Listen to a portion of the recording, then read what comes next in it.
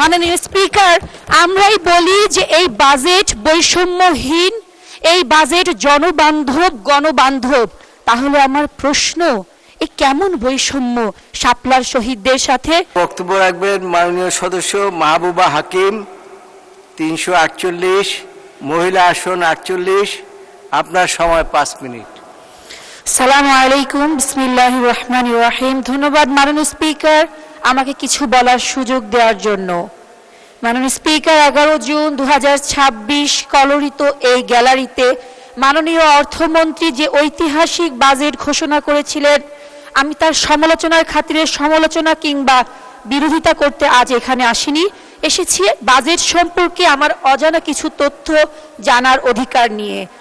মাননীয় স্পিকার, 2026-27 অর্থ বছরের বাজেট বক্তৃতা এই বইটিতে 65 নম্বর পৃষ্ঠায় বাংলাদেশের বীর মুক্তিযোদ্ধা, জুলাই যোদ্ধাদের জন্য কল্যাণে বাজেট উল্লেখ আছে, কিন্তু কোথাও নেই 5 মে 2013 শাপলার গণহত্যার শহীদদের স্বীকৃতি।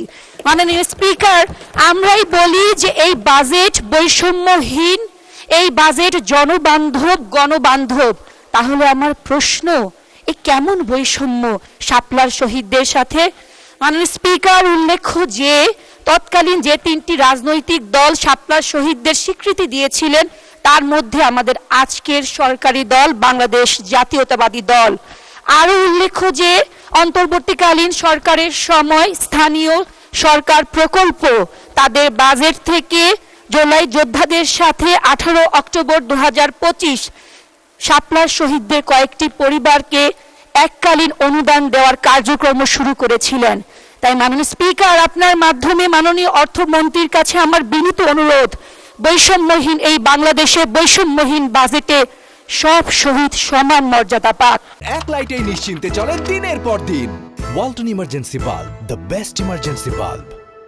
মাননীয় স্পিকার, এখন আমি চলে যাব টেক্সটাইল ইঞ্জিনিয়ার হিসেবে ব্যবসা বান্ধব আমাদের বাজেটটিতে। আমার অনেক মাননীয় বিরোধী দলের সংসদ সদস্য বলেছেন আমরা কেউ নাকি টেকনিক্যাল কোনো পয়েন্ট বলিনি, তাই আমি টেকনিক্যাল একটি পয়েন্টই বলছি।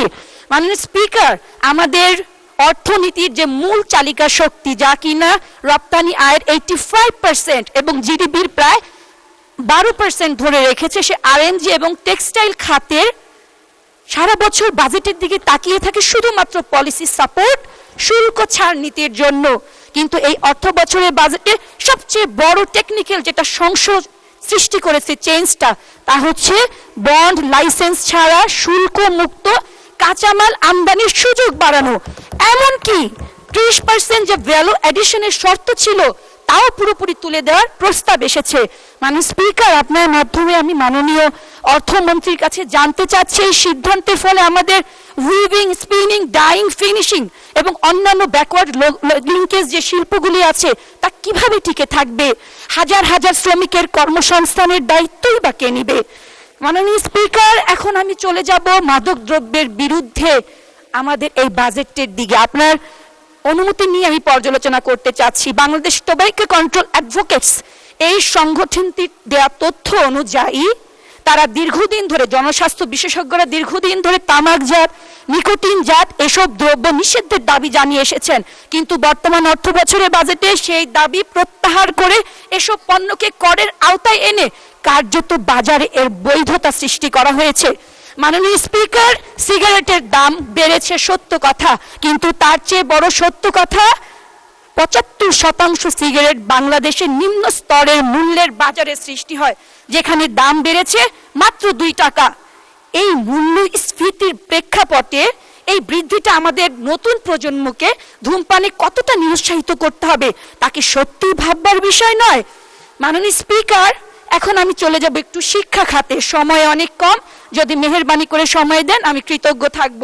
তা হচ্ছে 14 জুন 2026 মোহাম্মদপুর 13 আসনের আমাদের মাননীয় সংসদ সদস্য বলেছেন বর্তমানে শিক্ষা বান্ধব বাজেটে শিক্ষার সাথে সরকার সংস্কৃতি, খেলাধুলা, বিভিন্ন প্রতিযোগিতার উদ্যোগ নিয়েছেন। নিঃসন্দেহে তার বক্তব্যের সাথে আমরা একমত, তবে তিনি একই সাথে বলেছেন আমাদের অনেকেই নাকি সংস্কৃতির বিরোধিতা করে।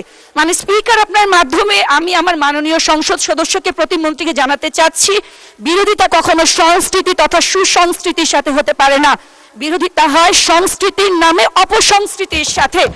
মাননীয় স্পিকার, আপনার মাধ্যমে মাননীয় অর্থমন্ত্রীকে সত্যিকার অর্থে বিনীত অনুরোধ জানাচ্ছি, এই যে শিক্ষা বান্ধব বাজেটটি সত্যিকার অর্থে যেন সুশিক্ষার জন্য কার্যকর হয়, যেখানে একাডেমিক শিক্ষার পাশে থাকবে নৈতিক শিক্ষা, মানবিক মূল্যবোধ এবং ধর্মীয় চেতনা, এবং বরাদ্দ থাকবে শিক্ষকদের মান উন্নয়নের জন্য পর্যাপ্ত দিক নির্দেশনা।